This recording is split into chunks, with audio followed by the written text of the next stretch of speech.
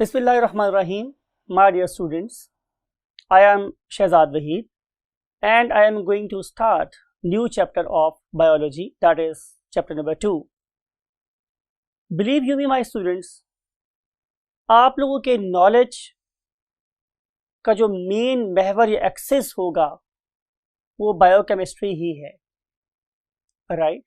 So I wish कि आप इस चैप्टर को बहुत गौर से सुनें, इससे ऑब्टेन होने वाले नॉलेज को अपनी जिंदगियों में अप्लाई करें। देखें कि बायोकेमिस्ट्री आपकी लाइफ में कहां कहां कैसे कैसे अप्लाई होती है। Only chemistry, only biology is nothing. Try to interlink these two branches of sciences and try to excel in your life, right? तो हम स्टार्ट करने वाले हैं biology part 1 chapter number 2। Topic का नाम है बायोलॉजिकल मॉलिक्यूल्स। अगर आप अपने इर्द गिर्द देखें तो आपको नजर आएगा कि आपके पास इनऑर्गेनिक सब्सटेंसेस हैं, राइट? हम आमतौर पे आप लोग चैप्टर नंबर 1 में पढ़ के आए हैं कि हम उन इनऑर्गेनिक सब्सटेंसेस को मिलाते हैं और क्या बना लेते हैं, ऑर्गेनिक सब्सटेंसेस। उन ऑर्गेनिक सब्सटेंसेस में वो मॉलिक्यूल जो जिंदगी बना रहे हैं, जिंदगी की फाउंडेशन को ले कर रहे हैं, those are called as biological molecule. इनकी बायोकेमिस्ट्री स्टडी करने के लिए let's move to the whiteboard. Yes my dear students, हम स्टार्ट कर चुके हैं चैप्टर नंबर 2 और इंट्रोडक्शन में मैं देखा था कि आज हम स्टार्ट करेंगे बायोलॉजिकल मॉलिक्यूल्स और इसका आज लेक्चर 1 है। I again want to force you, मैं ये चाहता हूं कि आप इस पर्टिकुलर चैप्टर के स्टार्ट में ही अपने साथ साथ नोट्स बनाएं, कॉपी पेन अपने साथ रखें, हर एक पॉइंट को एक इम्पॉर्टेंस दें, बिकॉज के इस चैप्टर में या आगे भी हर जो बात आप लोगों के साथ यहाँ पे की जाएगी उसकी कोई ना कोई वर्थ होगी लाहौर बोर्ड में। If you want to evaluate your worth, if you want to increase your weight in terms of knowledge, तो आप हर एक बात को प्रॉपर कॉपी पेन लेकर नोट करें और फिर उसको एज पर योर बुक और आर लेक्चर उसको अपने माइंड में जगह दें। अगर आप नॉलेज को जगह देंगे तो नॉलेज आपको सोसाइटी में जगह दिलवाएगा, राइट? सो बी क्या happy, be confident and be vigilant to learn the knowledge. Wish you very good luck.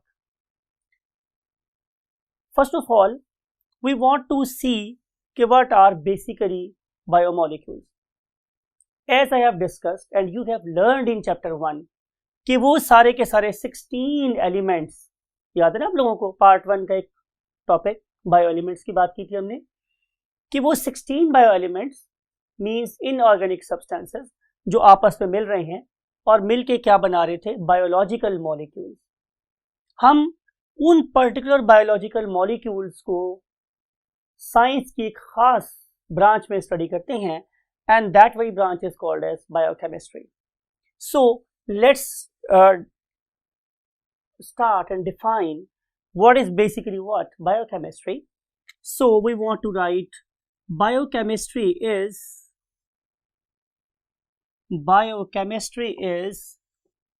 branch of biology or science that deals with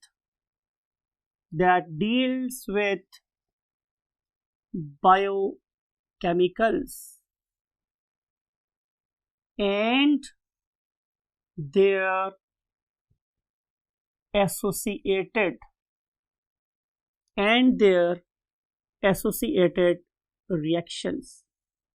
यानी कि हमने सिर्फ और सिर्फ बायोकेमिकल्स को स्टडी नहीं करना या बायोमोलिक्यूल को स्टडी नहीं करना, बल्कि वो किस किस तरीके से आपस में इंटरेक्ट करते हैं, हमने उसको भी इसी ब्रांच में स्टडी करना है, राइट? अब सवाल ये है कि आखिर हम बायोकेमिस्ट्री को पढ़ना क्यों चाह रहे हैं? Why we want to study biochemistry?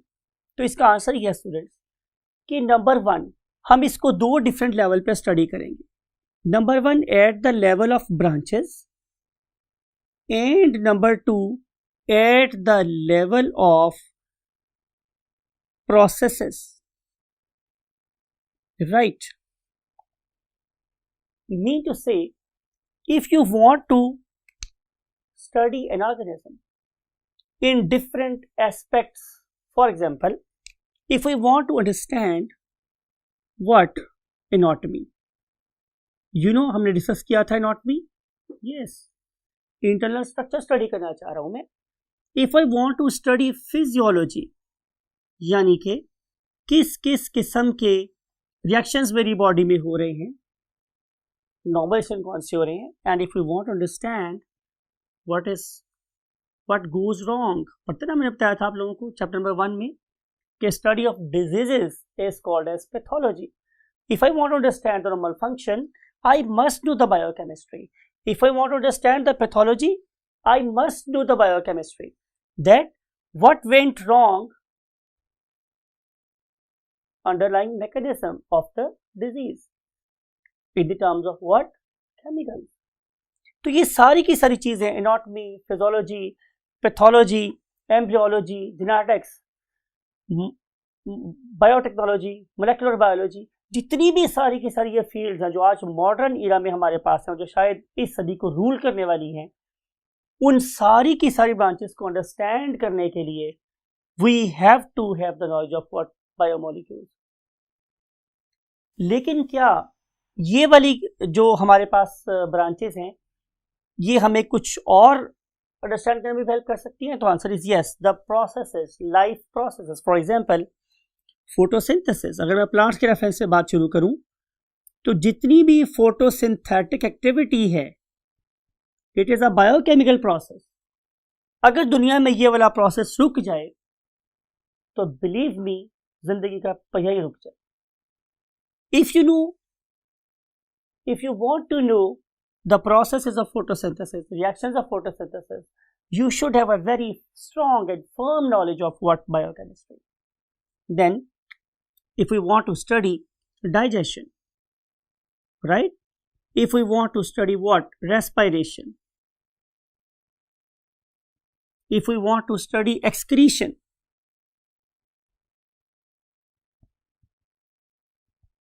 right? There are different biochemical processes जिसके एंड पे excretion हो रही होती है. If we want to understand again the process of locomotion, if we want to understand the process of reproduction, all these activities have got biochemical reaction at the base.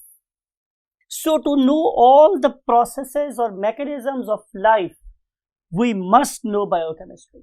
In the absence of biochemistry, we cannot understand photosynthesis, digestion, respiration, excretion, and blah blah blah.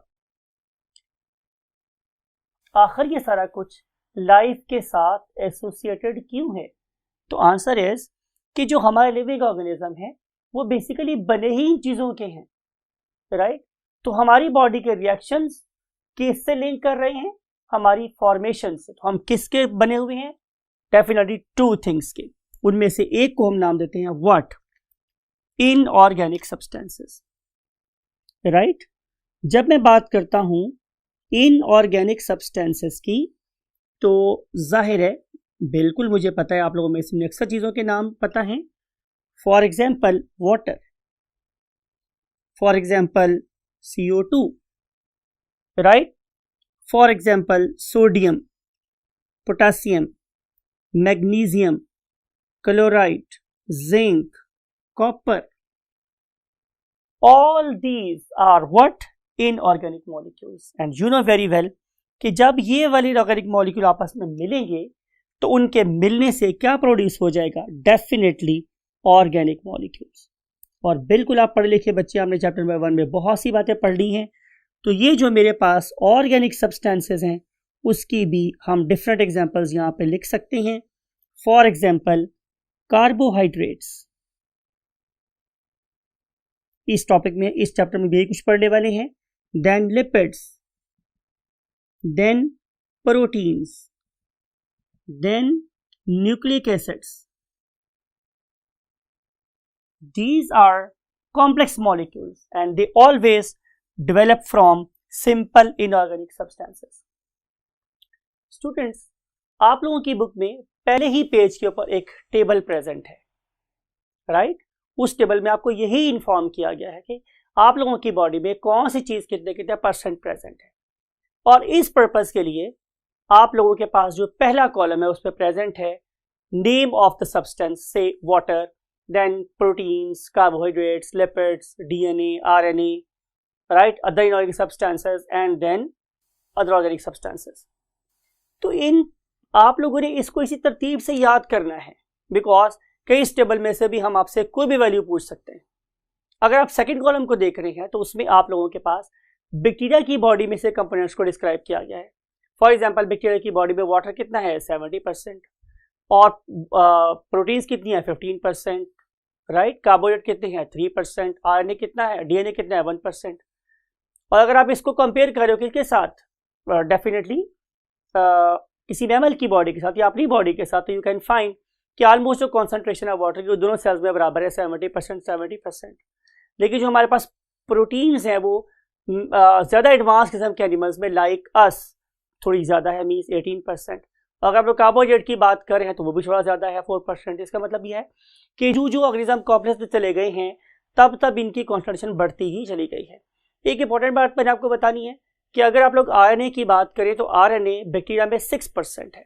ये बड़ी important बात है कि जितना ज़्यादा कोई cell activated होगा उतना ही ज़्यादा उसके अंदर एप्लीकेशन रेट ज़्यादा होगा, मीन उसमें आरएनए ज़्यादा होगा। ये बड़ी पते की बात है। जरा बात को फिर गौर से सुनिए। अब अगर आप बैक्टीरिया की बॉडी में आरएनए देखें तो वो क्या है 6%, और अगर उसकी निस्बत आप सिर्फ अपनी बॉडी में देखें तो ये क्या है just 1.1%।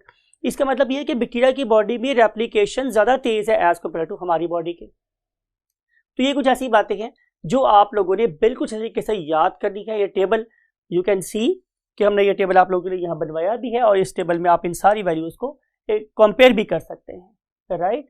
So learn this table by heart, it is very very important. Every line can give you one very vital mark, right.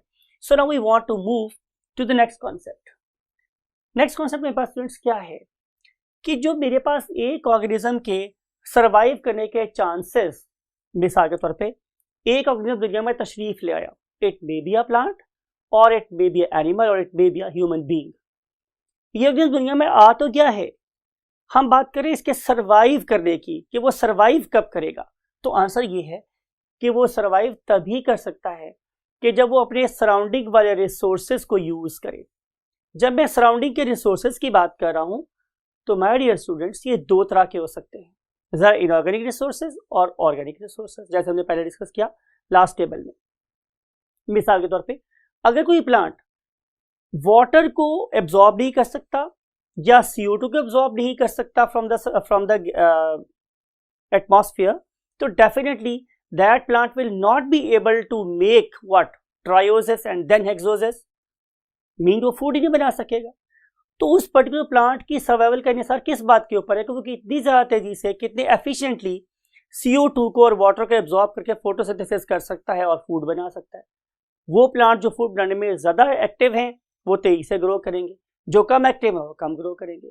Similarly अगर मैं अपनी बात करूँ या किसी और ऑर्गेनिज्म की बात करूँ, आपकी बात करूँ, तो आपकी ग्रोथ रेट के अनुसार भी किस बात के ऊपर है कि आपके सराउंडिंग में जो फूड प्रेजेंट है आप उसे कितना कंज्यूम कर सकते हैं, आप उसको कितना अपनी बॉडी का पार्ट बना सकते हैं। आप लोगों की क्लास में 3-4 मुख्तलिफ स्टूडेंट्स की एग्जांपल ले जाए तो ये जो मेरे पास स्टूडेंट है ये एवरेज स्टूडेंट है, उनके पीछे बैठे हुए जो हजरत हैं वो काफ़ी मोटे हैं। उसकी रीज़न क्या है, बिकॉज कि ज़रूरी नहीं है कि वो जितना मोटा इंसान है वो ज़्यादा खा रहा होगा, हर की ऐसी बात नहीं है।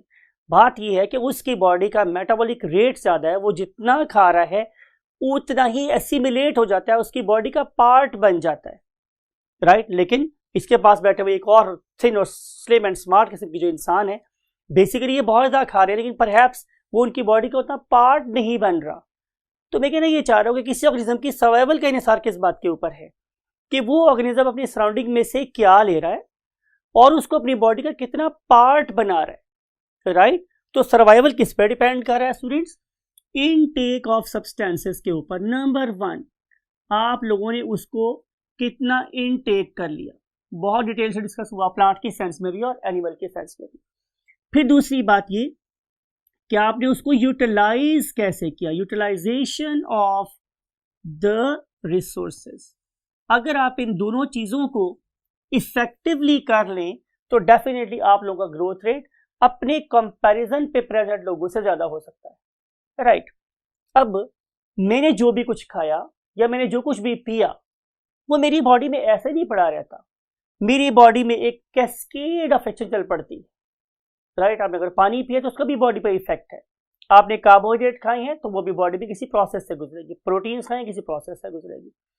उन सारे के सारे रिएक्शंस को जो मेरी बॉडी में हो रहे हैं, right, from my head to my toe, in my heart, in my lungs, in my kidneys, anywhere in the body, वो जो भी रिएक्शन हो रहे हैं उनको हम ओवरऑल एक वर्ड में सम अप कर सकते हैं।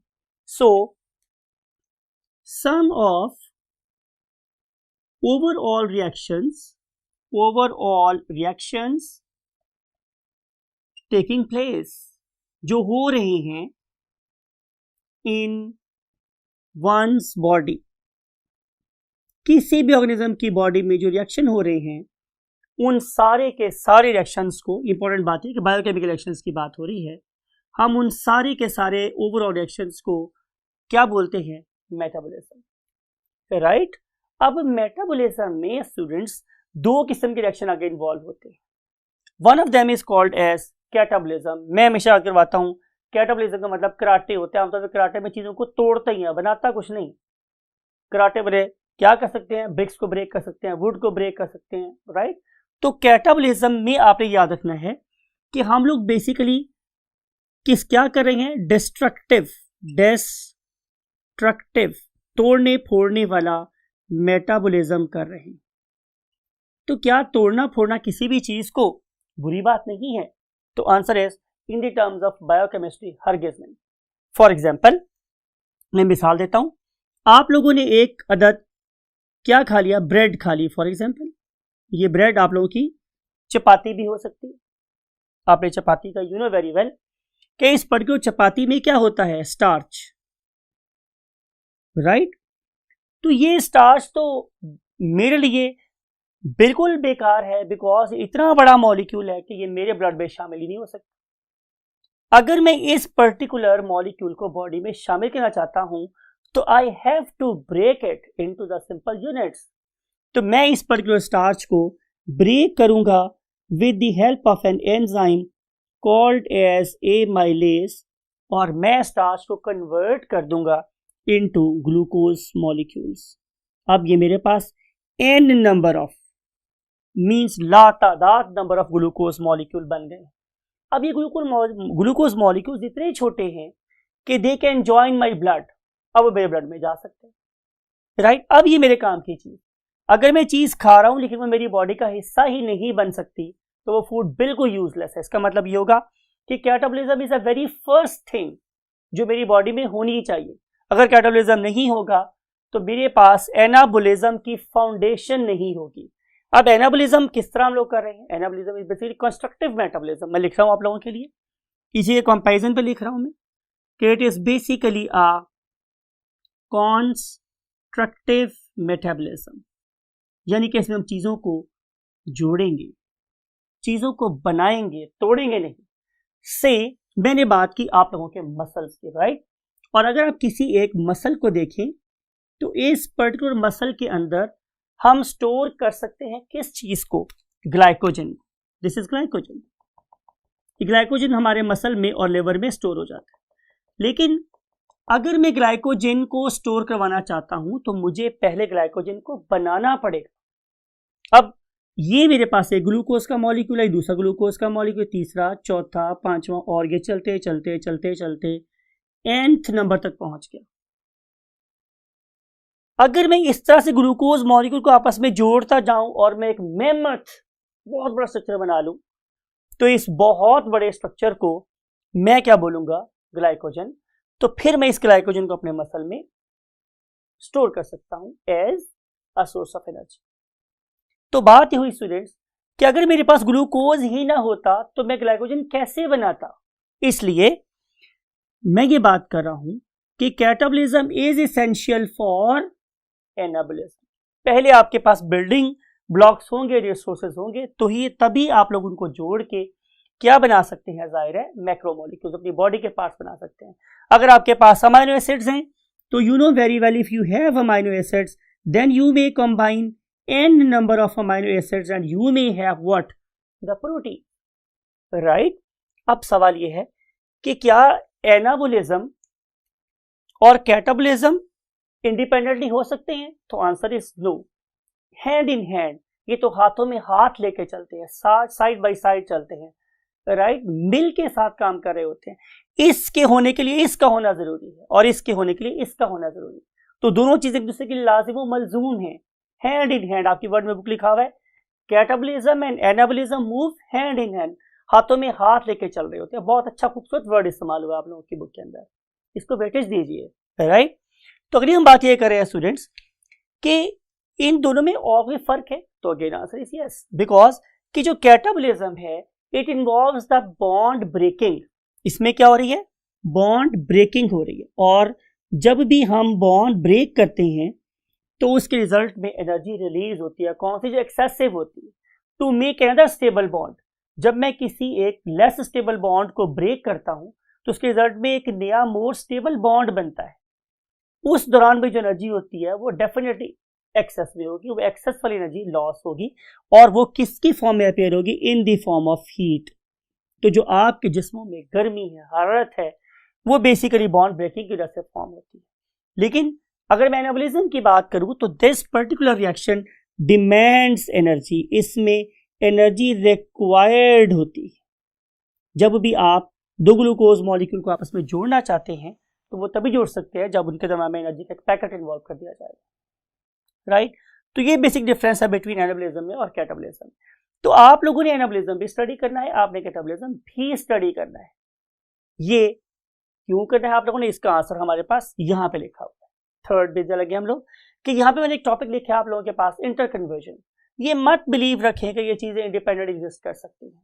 अगर आप लोगों की बॉडी में ये मैं लिख रहा हूं व्हाट, कार्बोहाइड्रेट, राइट, फिर ये मैंने लिख दिया फॉर एग्जाम्पल प्रोटीन्स, राइट, और ये लिख दिया है मैंने स्टूडेंट्स व्हाट, लिपिड्स। तो बिलीव मी कि ये सारी चीजें इंटरकन्वर्टेबल हैं। मैं कार्बोहाइड्रेट्स को प्रोटीन में और प्रोटीन्स को कार्बोहाइड्रेट में कन्वर्ट कर सकता हूं। सिमिलरली मैं लिपिड्स को कार्बोहाइड्रेट्स में और कार्बोहाइड्रेट्स को लिपिड में कन्वर्ट कर सकता हूं। And same is the case here, I can convert protein into lipids and lipids into proteins, right? मिसाल के तौर पे अगर मेरे पास एक कार्बोहाइड्रेट है, उसके अंदर अगर मैं एक अमाइनो ग्रुप ऐड कर दूं, मींस मैं उसकी एमिनेशन कर दूं, तो मेरे पास बन जाएंगे क्या, अमाइनो एसिड, और अमाइनो एसिड से मैं क्या बना सकता हूं, protein. So amination is a process that will be used to make amino acids from the carbohydrates. Similarly अगर मैं इसमें से एक अमोनिया उतार दूं तो मैं किसी भी एक अमाइनो एसिड को किसी कार्बोहाइड्रेट जैसा बना सकता हूं। तो ये सारे आपस में इंटरकन्वर्टेबल है। तो नॉट ओनली आप लोगों को ये कॉन्सेप्ट मन में रखना है, बल्कि आप लोगों को इन सारे सिलेक्शंस को भी अंडरस्टैंड करना है। पर्टिकुलरली हमारे यहाँ एक टॉपिक उसके नाम है बायोएनर्जेटिक्स, उसमें बड़ी डिटेल के साथ आप लोगों के साथ फोटोसिंथेसिस और रेस्पिरेशन के प्रोसेसेस और अंडरस्टैंड करेंगे। Again take very good care of yourself till next lecture. अल्लाह हाफिज।